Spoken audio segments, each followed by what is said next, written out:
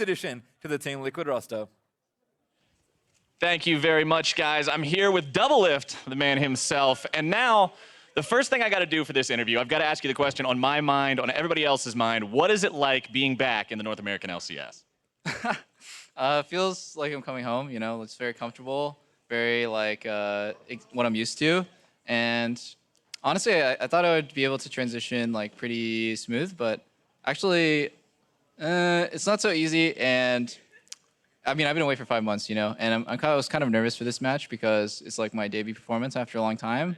So, I mean, it's been a long time since I've been nervous for an LCS match, I'm not gonna lie. Like, even in the finals, wasn't very nervous.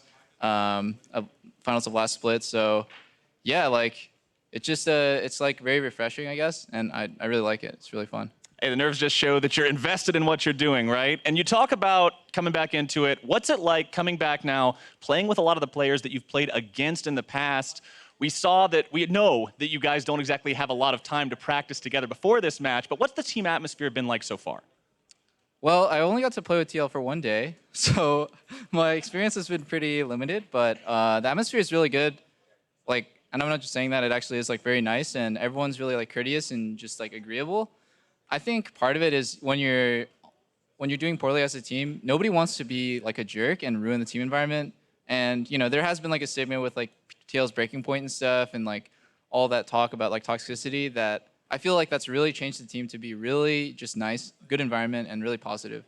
Positive environments yield positive results more often than not. And speaking of positive results, you guys have one more match to play this weekend. It's going to be against Envy on Sunday. How do you guys feel, how do you particularly feel about still being able to take this team to playoffs?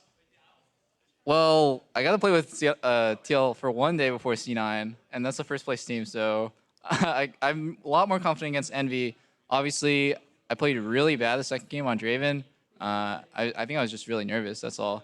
And but overall, I think my performance and like my play is really good, and everyone on the team is like very good individually. So I think I just need to step up my shot calling a little bit, and Envy should be pretty interesting match, good match. I don't want to say free, but it should be easy for us. All right, one last question, and this one is probably going to be the most important of all. Now, I've heard some rumors going around that the real reason that you are back in the North American LCS is to avoid running into Cutie Pie in solo queue. Can you provide me with whether or not there's any truth to that? Dude, I was ranked higher than Cutie Pie for like 5 months, and the one time that he's higher ranked than me, he like has to rub it in my face. But no, Cutie Pie is boosted garbage. So. There you go, ladies and gentlemen, the truth has come out. You heard it from the lips of the man himself. Now we're going to go ahead and throw it back to the guys on the analyst desk. Take it away. It is good to have you back in the North American LCS, Doublelift. Benefits of coming back to the LCS, you get to trash talk the opponent when you're live on broadcast with plenty of viewers. Yeah, big stage to be throwing trash talk around. But although the victory did not fall in favor of Team Liquid today, 2-0 for Cloud9, kind of to be expected. As we mentioned at the top of the day, number 1 against number 10, we already knew that this was going to be quite the uphill battle for a reformed Team Liquid roster with 1 day of practice. Doublelift, though, talking about how it's nice to be home, you know, at the LCS. And warms my heart. Yeah, exactly. Maybe playing with too much comfort on the stage, actually, pulling out the Draven here in Game 2 of his LCS return. He said he was going to bring North American solo queue to the LCS, and he did just that. Man of his word. Yeah, picking Draven right into double poke. I always like, you know, poke champions versus Draven because there's this big shining circle on the ground where like it's probably going to walk over there to catch his axe. Yep. And Smoothie and Sneaky did a really good job of punishing him, you know, landing a lot of poke early. There was no snowball early on, and they were actually losing some pressure on that bottom side of the map. And that's the big thing here, right? In contrast to Game 1, where Team Liquid was able to get out to early advantages across all 3 lanes. In fact, just the opposite happens this time around. 3 kills going over to C9 early. And I like this replay because I really wanted to revisit Reignover. And it starts out with him going for a very risky gank onto the bottom lane, where, again, they are getting pressured heavily. Plus, you know, there's Jensen has control of mid lane, and the teleports are ready, so Cloud9 just jump on this opportunity. Right, that's the thing. You're making an aggressive play there into a double teleport team. Therefore, Piglet gets beat over to the side lane by quite a bit. Now it's a 4v5. You're already at a numbers disadvantage. And then this is, you know, another form of macro, another form of shot calling that we can, you know, attack for Team Liquid. As they, you know, said, they've got a lot of stuff in that area to work on. Yep. The re-engagement there, definitely the timing was off, plus 4v5 to begin with, and not like a huge amount of cooldowns were burned in killing Doublelift in the first place. Yep.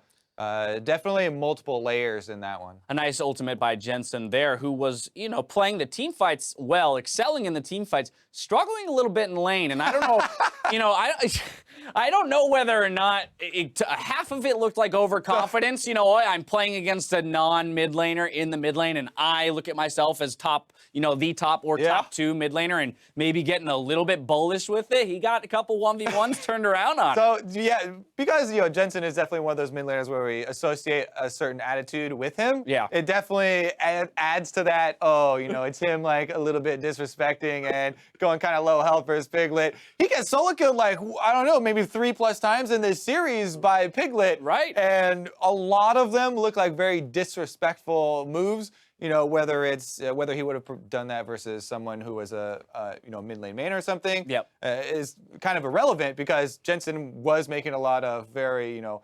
hubris-heavy choices. Right, and now where in game 1, Team Liquid had a slight lead that they then forfeited to C9 with a single fight that led into Baron. This time around, C9 with the lead kind of from the beginning had a lot more comfortability playing around the map, which brings us to that 26-minute mark where they get a 4-for-0 plus the Baron. Yeah, this replay, not only are they going to be able to get it, but as they went over, some chase down kills here. Jensen, again, has been one of the highlights.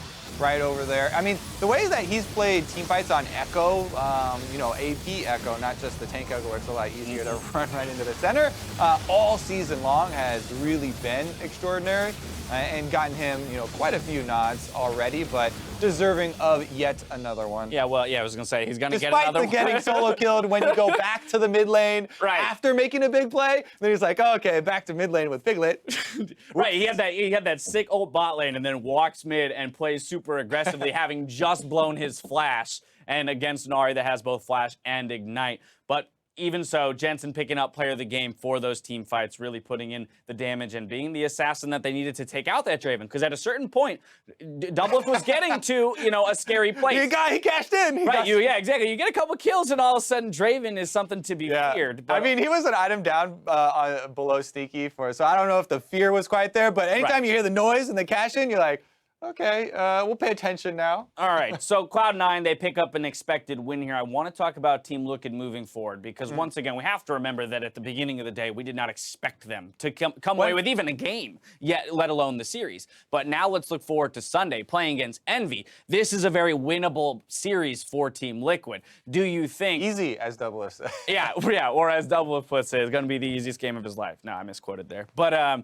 want to look at that matchup and say, all right, well, with now only 5 games left in the season and 2 wins to make up to 7th place. This is a very important series against Envy coming up. Do we think that in another 24 hours worth of time, they're going to be able to shore up a few of these weaknesses and maybe find a bit of identity that was lacking in this one? The identity thing, definitely true. You know, what direction are they going to play? Because it did look like, okay, we're just going to pick Renekton and Doublelift, you can pick whatever you want in the bottom lane. Piglet's going to kind of take the leftovers of what's left in the mid-champion pool. Right. But versus Envy, definitely a much easier opponent, and the extra practice time is also going to help them out. I'm curious to see what they build on, but they did show quite a few things need cleaning up in this series, not to mention just, oh yeah, they've got a AD carry player playing mid and, you know, Doublelift is coming in, you know, back to competitive pretty fresh. But definitely the macro things as well is some team-focused practice, I think, should help them. Absolutely. All right, well, they get tomorrow to work on that. Sunday will be their game against Envy. That's not all the league action that we have in store for you today, though. Up next, FlyQuest hit the Rift against Phoenix 1 in a battle for 3rd place. Don't go anywhere. More North American LCS when we return.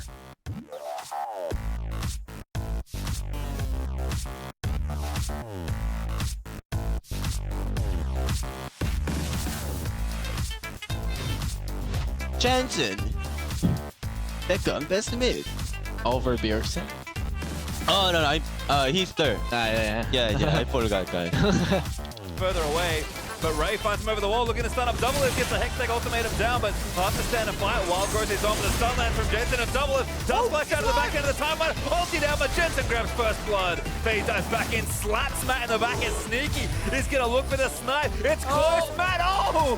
Doesn't get two, but he gets one. Rainover falls down. Banter E, 3 seconds, 2, 1. Banter E, banter E, banter E, banter E.